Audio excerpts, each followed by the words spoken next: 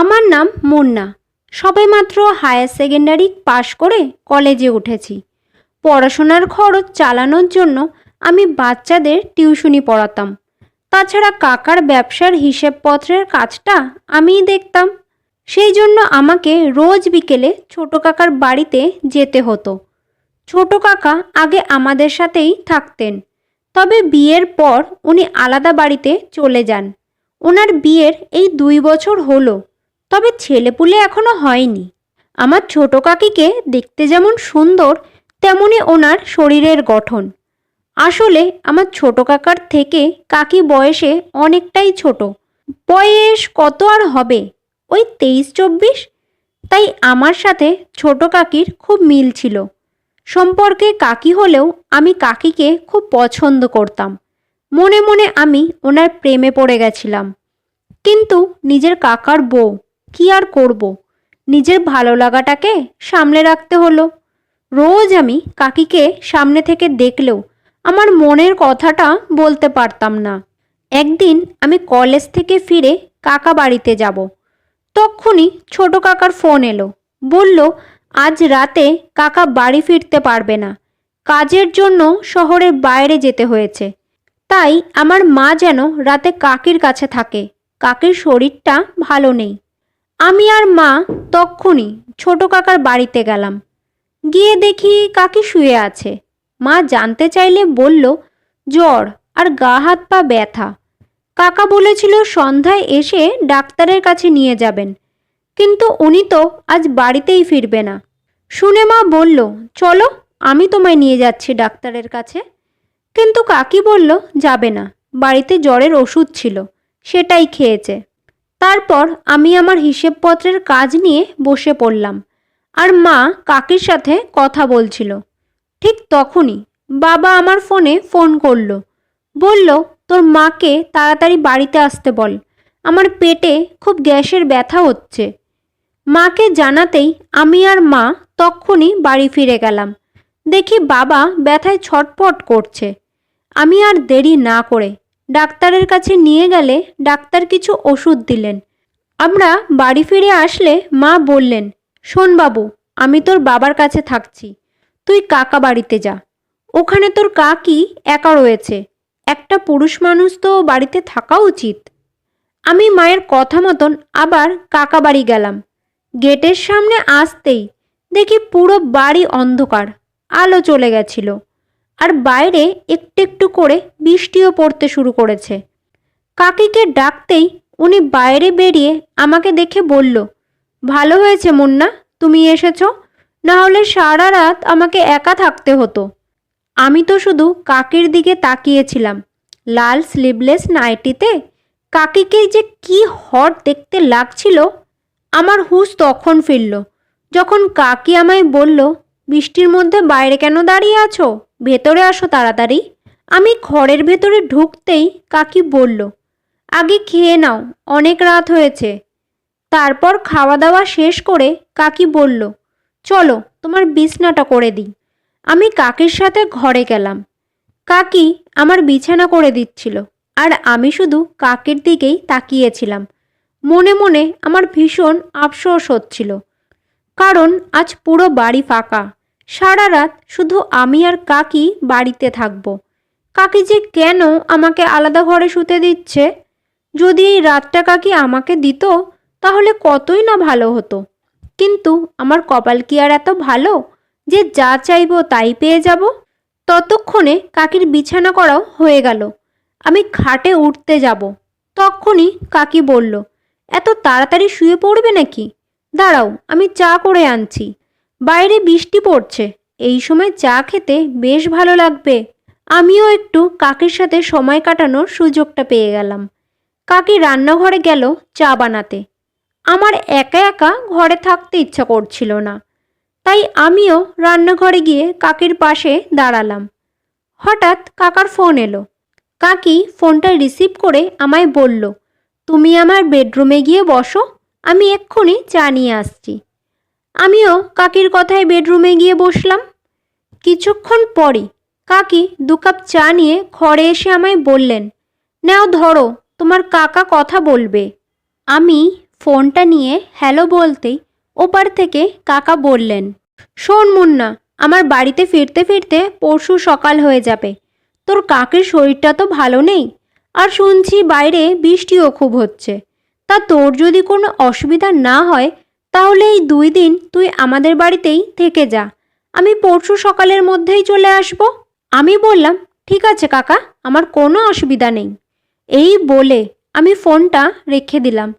কাকার কথা শুনে আমার তো পুরো হাতে লাড্ডু পাওয়ার মতন অবস্থা হলো, কারণ 2 রাত আমার হাতে আছে। যেভাবেই হোক কাকিকে আমি ঠিক মানিয়ে নেব। আর তাছাড়া কেন জানি না আমার মনে হয় ছোট কাকিও আমায় পছন্দ করে। তারপর আর বেশি রাত করিনি, কাকিরও শরীরটা খারাপ ছিল, তাই আমি কাকিকে গুড নাইট বলে পাশের রুমে চলে গেলাম। কিন্তু আমার আর ঘুম আসছিল না। কি করেই বা আসবে? একটা রাত আমার মিস হয়ে গেল। ঠিক পাশের রুমেই কাকি ঘুমোচ্ছে, আর আমি এই ঘরে জেগে বসে শুধু কাকির কথাই ভাবছি। জানি না কখন আমার 2 চোখ লেগে গেল। সকালে আমার ঘুম ভাঙল কাকির ডাকে। তখন সকাল 9টা বাজে। কাকি চায়ের কাপ হাতে আমার সামনে দাঁড়িয়ে বলছে, গুড মর্নিং, রাতে ঘুমোতে কোনো অসুবিধা হয়নি তো? আমি বললাম, না না কাকি, ভালোই ঘুমিয়েছি। আমার কথা শুনে কাকি চায়ের কাপটা আমার হাতে ধরিয়ে দিয়ে বলল, তুমি তাড়াতাড়ি ফ্রেশ হয়ে নাও, আমি জলখাবার আনছি। তারপর সারাটা দিন কাকির সাথে সাথেই কাটালাম। কত গল্প করলাম কাকির সাথে। সারা দিনটা বেশ ঠিকই ছিল, কিন্তু বিকেলের দিকে আবার বৃষ্টি নামলো। আজও লোডশেডিং হয়ে আছে। আমি তো মনে মনে ভেবেই নিয়েছিলাম আজই শেষ সুযোগ, যে করেই হোক আজ কাকিকে। রাত তখন 10টা। আমি আর কাকি রাতের ডিনার শেষ করে নিজেদের ঘরে শুতে চলে গেলাম। আজ বৃষ্টির সাথে সাথে খুব মেঘও ডাকছিল। আমি মনে মনে ভাবলাম এটাই সুযোগ। তখন আমি আস্তে আস্তে নিজের ঘর থেকে বেরিয়ে কাকির ঘরে গেলাম। তখনও লাইট আসেনি, পুরো ঘরটা অন্ধকার। শুধু একটা মোমবাতি টিমটিম করে জ্বলছে। ওই আলোতেই আমি দেখলাম কাকি বিছানায় শুয়ে আছে। আমি বিছানার উপর বসে আস্তে আস্তে কাকির পেটের উপর আমার হাতটা রাখি। হাতের ছোঁয়া পেয়ে কাকি চমকে ওঠে। আমাকে দেখে বলে, মুন্না, এ কি, তুমি এই সময় এখানে কি করছো? আমি বললাম, কাকি, আমার খুব মাথা ব্যথা করছে, তোমার কাছে কোনো বাম হবে? কাকি বলল, হ্যাঁ আছে তো। এই বলে কাকি বামটা নিয়ে এসে আমায় বলল, তুমি এখানেই শুয়ে পড়ো, আমি তোমার কপালে বাম লাগিয়ে দিচ্ছি। কাকি বাম লাগিয়ে আমার মাথায় হাত বুলিয়ে দিচ্ছিল। ঠিক তখনই আমি কাকির হাতটা ধরলাম। কাকি হঠাৎ করে চমকে উঠে বলল, কি হলো মুন্না, মেঘ ডাকছে বলে ভয় পাচ্ছ নাকি? তখন আমি বললাম, কাকি, অনেক দিন ধরেই আমি তোমাকে মনে মনে পছন্দ করি। তুমি হয়তো বুঝতে পারছো যে এই সময় আমি তোমার ঘরে কেন এসেছি। অনেক আগে থেকেই আমি তোমাকে ভালোবাসি, কিন্তু কাকার কথা ভেবে আমি কিছু বলতে পারিনি। তবে আজ আমি আর নিজেকে সামলাতে পারলাম না, নিজেকে সরিয়ে রাখতে পারলাম না তোমার কাছ থেকে। দয়া করে আজ তুমি আমাকে সরিয়ে দিও না, কারণ আমি জানি আর কোনোদিনও এমন রাত আসবে না, আর কোনোদিনও আমি তোমাকে নিজের করে পাবো না। সেই জন্য আজ রাতটা আমি তোমার সাথে কাটাতে চাই। আমি জীবনে প্রথমবার কোনো মেয়ের হাতের ছোঁয়া পেতে চাই। তখন কাকি বলে, তোমার ছোট কাকা যদি এইসব কিছু জানতে পারে তাহলে আর আমার রক্ষা থাকবে না। আমাকে তো ঘাড় ধাক্কা দিয়ে এই বাড়ি থেকে বের করে দেবেই, তার সাথে সাথে তোমাকেও আস্ত রাখবে না। তুমি তো জানোই তোমার কাকা কতটা রাগী। কথাটা ভালো করে মাথায় ঢুকিয়ে নাও। আমি কাকির কথা শুনে একটু চুপ করে থেকে বললাম, কিন্তু আমরা যদি না বলি তাহলে ছোট কাকা জানবে কি করে? বলো না কাকি, আজ রাতটা আমায় দেবে? আমি তোমাকে কাছে পেতে চাই। আমার এই ছোট্ট আবদারটা পূরণ করবে কাকি? যদি তুমি রাজি না থাকো তাহলে আমি এক্ষুনি ঘর থেকে বেরিয়ে যাব, আর কখনো তোমাদের বাড়িতে আসবো না। আমার এই মুখটা আর দেখাবো না কোনোদিনও।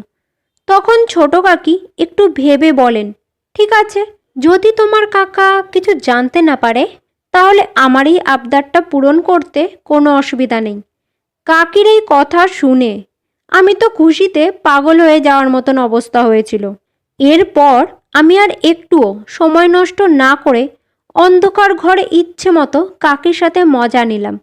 সারা রাত কাকির শরীরটা নিয়ে খেললাম। সারা রাতে আমি কাকিকে 1 মিনিটের জন্যও ছাড়িনি। কাকি বলল, অনেক ভালো লাগলো তোমার সাথে শারীরিক সম্পর্ক করে। তোমার কাকার সাথে আমি এই রকম সুখ পাইনি যতটা সুখ আমি তোমার সাথে পেয়েছি। কিন্তু দেখো, এই কথাটা যেন তোমার কাকা কোনোদিনও না জানতে পারে। আমি বললাম, কাকি তুমি ভয় পেও না, কাকা কিচ্ছু জানতে পারবে না। হয়তো আমরা এরকম সুযোগ আর কখনো নাও বা পেতে পারি। তাই আমি চাই যদি কখনো সুযোগ হয় তাহলে আমরা আবার, কারণ এই একবারে আমার মন পোষায়নি। সেই জন্য আমি চাই আমাকে তুমি আরও সময় দাও, কারণ তুমি হলে এক্কেবারে পাকা ফলের মতো, যতই খাই মন আর ভরে না। আমার কথা শুনে কাকি মুচকি হেসে বলল, আচ্ছা আচ্ছা ঠিক আছে, শুধু তোমার কাকা না জানলেই হলো।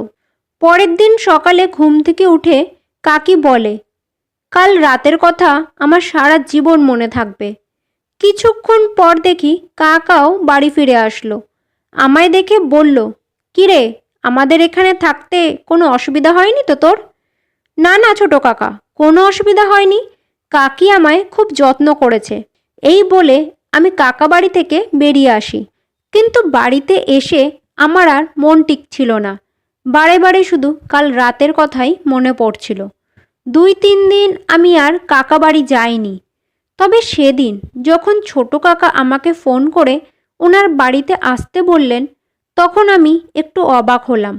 মনে মনে ভয়ও করছিল, কি জানি ছোট কাকা আবার সব কিছু জেনে যায়নি তো। আমি বিকেলের দিকে কাকা বাড়ি গেলে ছোট কাকা আমায় দেখে বলল, কিরে, 2-3 দিন আসিসনি কেন? কাকার কথা শুনে আমি একটু স্বস্তি পেলাম। বললাম, আমার শরীরটা ঠিক ভালো ছিল না কাকা। শুনে কাকা বলল, শোন, একটা দরকারি কথা বলার জন্য তোকে ডেকেছি। তুই তো হিসেবের কাজটা বেশ ভালোই বুঝিস, তাই আমি তোর জন্য একটা কাজ দেখেছি, বুঝলি? আগামী মাসেই তোকে জয়েন করতে হবে। তবে কাজটা কিন্তু বাড়ির কাছে না, তোকে ওখানে থেকে কাজ করতে হবে। আমাদের সংসারের অবস্থা খুব একটা ভালো ছিল না, তাই আমি বাড়ি থেকে দূরে যাওয়ার জন্য রাজি হয়ে গেলাম। তবে যাওয়ার আগে কাকির সাথে আমার 7-8 বার শারীরিক সম্পর্ক হয়েছিল। জানি না কেন কাকির ওপর কেমন যেন একটা মায়া তৈরি হয়ে গেছিল। প্রতিদিন একবার না দেখলে আমার মনে শান্তি আসতো না। কিছুদিন পর আমাকে কাজের জন্যে বাইরে চলে যেতে হলো। আমার যাওয়ার সময় মা বাবার সাথে সাথে কাকিরও খুব মনটা খারাপ ছিল। এখানে এসে নতুন কাজে জয়েন করে বেশ ভালোই লাগছিল। কিছু নতুন বন্ধুবান্ধবও হলো। তবে মাঝে মধ্যেই কাকির কথা আমার খুব মনে পড়তো।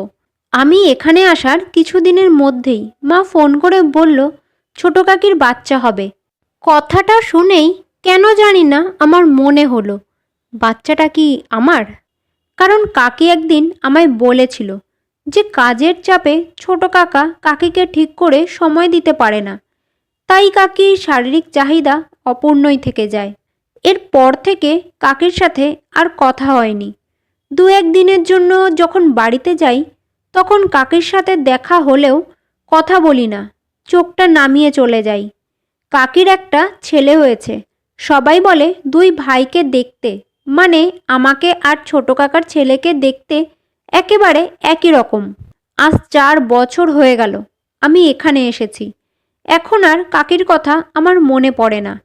হয়তো কাকিও আমার সাথে কাটানো সেই সব মুহূর্তগুলো ভুলে গেছে।